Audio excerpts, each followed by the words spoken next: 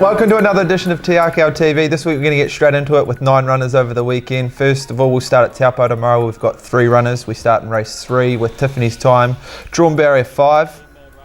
Nice chance. Left her out at Te Rapa just with a little bit of a hoof problem, but seems to be over that now. Dan Miller rode her in a little bit of light work on Wednesday morning for us, and her trials have been good. She's a progressive sort of filly, but tight turning track, probably a little bit of a question mark, but she should be hitting the line strong. Race 4, our Aberdeen, having her second start, drawn barrier 8, Matt Cameron to ride. Yeah, just speaking with the owners this afternoon, just going to keep a close eye on the weather, but she's in good form. She's improved from her first start run. We were happy with that. Wasn't too much pressure put on her there. She has won on a tight turning track like this before. Visor blinkers go on. Again, should be attacking the line hard. Race 5, Hall of Fame, drawn wide in barrier 14, Sam Weatherly to take 3 off. Yeah, pretty progressive sort of colt. This race fits nicely with the rest of his program leading towards the 2000 guineas. Has got a little bit of weight, but 3 kilos off. He'll go forward from that wide gate and should be a good chance. On Saturday we have 1 runner in the North Island at Hastings in race 6, Sassy and Smart in the Group 3 Gold Trail Stakes, drawn barrier 6, Matt Cameron to ride.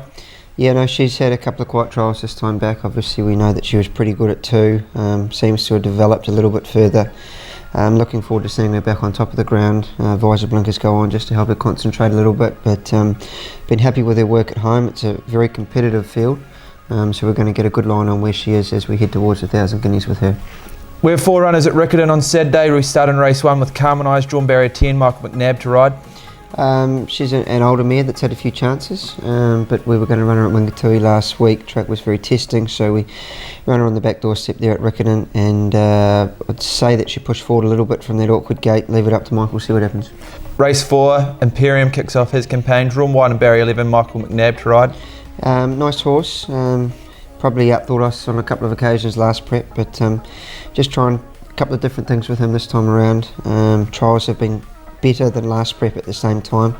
Ran very well first up last campaign, probably a little too well, so he'll just get back and run home. Look for him in the next couple of starts.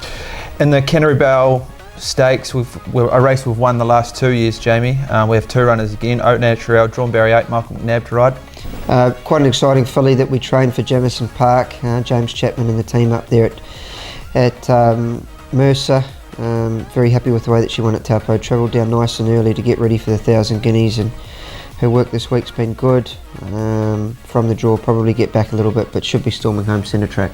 Our second runner, Play for Time, had a second at Ashburton 3 weeks ago. Alicia Collett to ride. Yeah, good run at Ashburton on ground that was probably a little bit beyond her. Looking forward to seeing her back on top of the ground. Her trials have been good leading into that.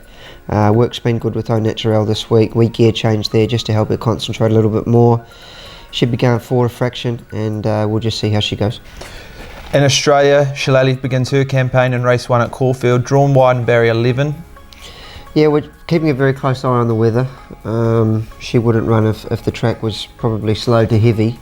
Hasn't been the easiest of springs for us over there, but it'd be nice to get a race into her. But we'll just see what happens with the weather overnight. Kerry Jones says that the track probably could be quite testing. I know that Susanna and Christopher wouldn't be keen to run her on that sort of ground, so we'll just keep a very close eye on the weather, but she is going tremendously well. Unfortunate what happened at Sandown, but that's racing, and if we can't get a run in her tomorrow, we'll just have to look at a couple of other options. And our last runner for the weekend, Jamie's on Sunday at Pukekohe. Zambezia Warrior kicks off his campaign in race 4. Drawn barrier 7, our stable Apprentice Jasmine Fawcett to ride. Yeah, no, he's pretty handy galloper. A little bit unlucky in the championship stakes last year. 2 trials have been good. Apprentice Claim takes him down to 56, which should be a competitive weight, but looking through the form there before, it is a very competitive race. Just look for him to be getting back a little bit and running home. All right, Jamie, what's our best for the weekend? Go Taupo Hall of Fame tomorrow. Okay. All right, good luck to all our owners, and we'll see you again next week.